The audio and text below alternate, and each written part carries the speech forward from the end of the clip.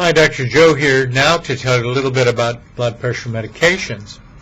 There has been a whole host of medical papers talking about why on earth do we not get better results from stroke and heart attacks and things like this when we had had remarkable changes in a lot of the blood pressure medication.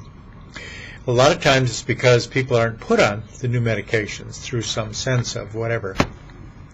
But we like them. We like them for a lot of major reasons.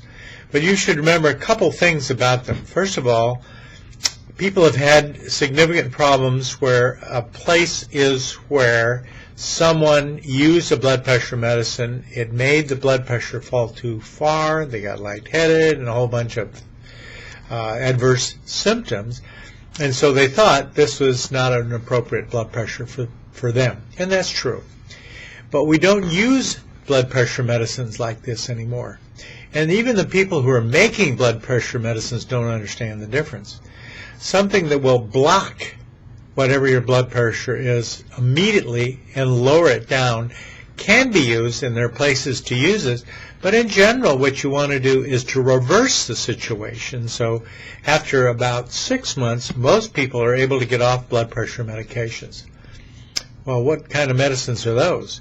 Well, the ones we like very much are in the what we call the RAS chain, and that begins with ACE inhibitors, and many people are interested in that, lisinopril, captopril, and all that.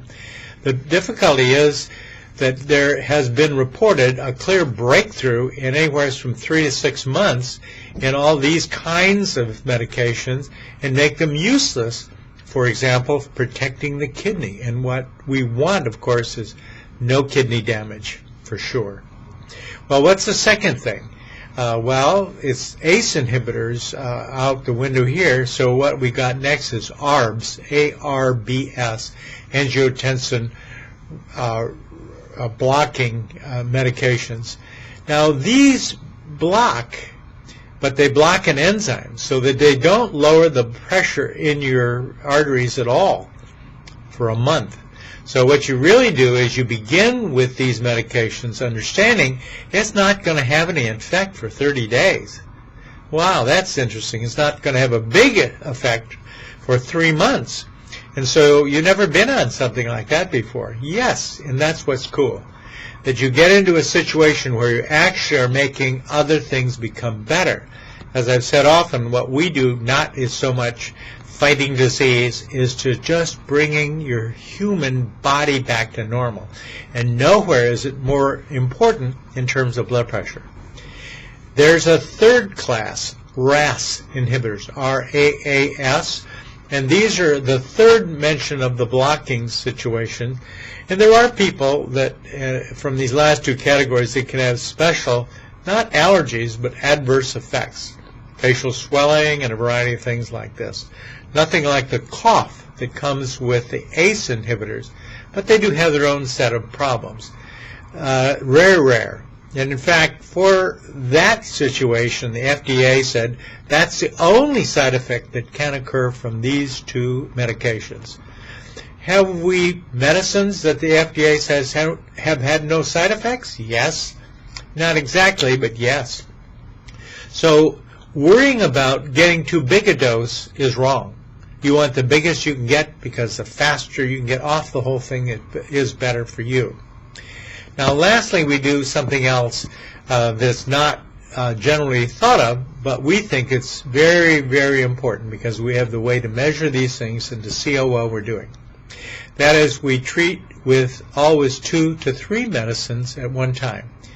So it's this one thing, and it's called Valterna, which we like very much. It has those 2 medicines, the ARB and the RAS ingredient. They're in there. That's called Diovan and Tecturna, if you have them individually. And the other medicine we treat with is the arginine. The arginine works on the lining of the blood vessels to make the lining only 1 cell thick, make it normal. As the arginine actually goes through that 1 cell thick, it becomes nitric oxide on the other side. The nitric oxide does the action, and hopefully it'll go into the muscularis, the central part of the muscle between the endothelium and the outside cover, But here's a situation where we think this is really, really very, very interesting, because as it starts in there to help, like the Tecturna and the whole two medicines in there work better, we're in a situation where it does. So we go something like 3 months, and we see most people drop about 30% of where they are going to normal. And almost everybody at 6 months, except for about 3 or 4%, become absolutely normal. What's absolutely normal?